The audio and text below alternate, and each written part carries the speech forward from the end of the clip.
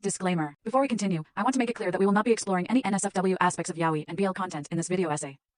As a minor, it is important to prioritize my safety and well-being, and I want to create a safe and respectful space for all viewers.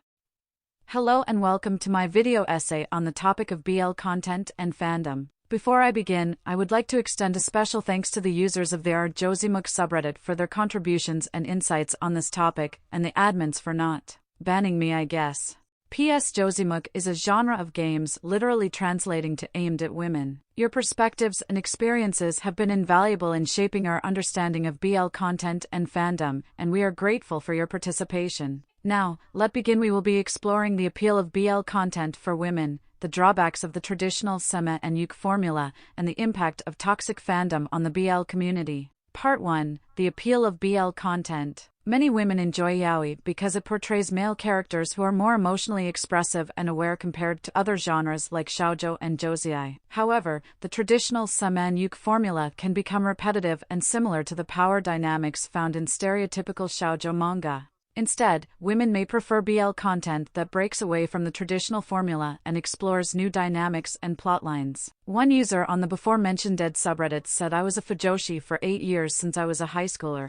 I don't consider myself fujoshi anymore due to the amount I consumed it nowadays and just bored of it in general. What I liked from BL is that I like seeing anime boys getting blushed or shy and just much more expressive or emotionally aware in general, compared to the shoujo and josei where the boys are often the cold smart CEO emotionless prince type. But what makes me bored from it nowadays is because of the same formula it always uses, seme and yuk, that is doing the exact same thing as stereotypical shoujo manga power dynamics. I would love to have something new, maybe like a switch, or where both are relatively same-sized, or perhaps the seme is small while yuk is big. X. Mao ibiroja enaimi wa sasagio. I also would love it if the BL doesn't centered around the main couple, but instead focus on the world around them, something like Banana Fish and Number 6.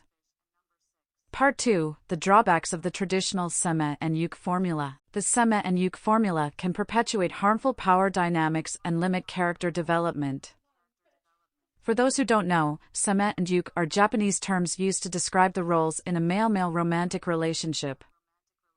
The seme is the dominant partner, while the yuk is the submissive partner. While this formula has been popularized in yaoi manga and anime, it's important to note that it's not an accurate representation of real-life LGBTQ+ relationships. One of the main drawbacks of the seme and yuk formula is that it reinforces harmful stereotypes about gender roles and power dynamics in relationships. It suggests that one partner must always be dominant and the other submissive, which can be damaging to individuals who don't fit into these narrow categories.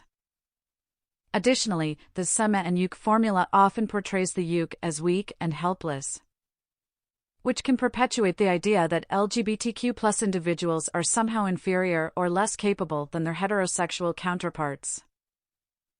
Part 3. The impact of toxic fandom on the BL community.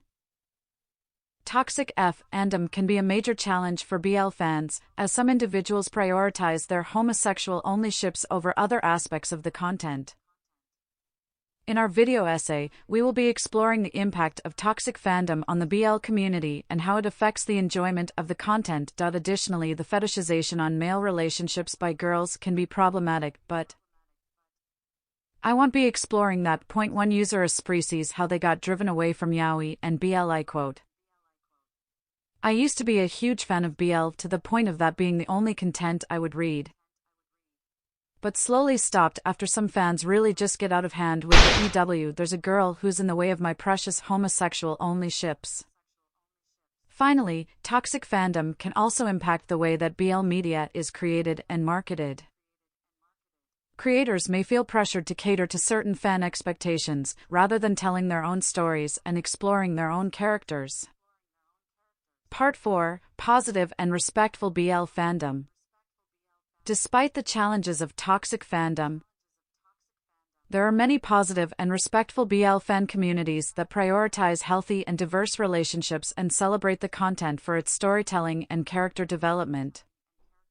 In our video essay, we will be featuring examples of positive and respectful BL fandom and discussing the importance of respecting all individuals and communities, regardless of their gender or sexual orientation, without fetishizing them, of course. Thank you for watching my video essay on BL content and fandom. I hope that this video has provided you with a more comprehensive and diverse perspective on the topic. As always, I encourage you to approach the topic with sensitivity and respect towards all individuals and communities, and to prioritize healthy and positive fandom. And if you found this video informative and helpful, please consider giving it a thumbs up and subscribing to our channel for more content like this. By doing so, you'll be supporting my efforts to create a more inclusive and supportive community. Thank you for your support, and I will see you in the next video.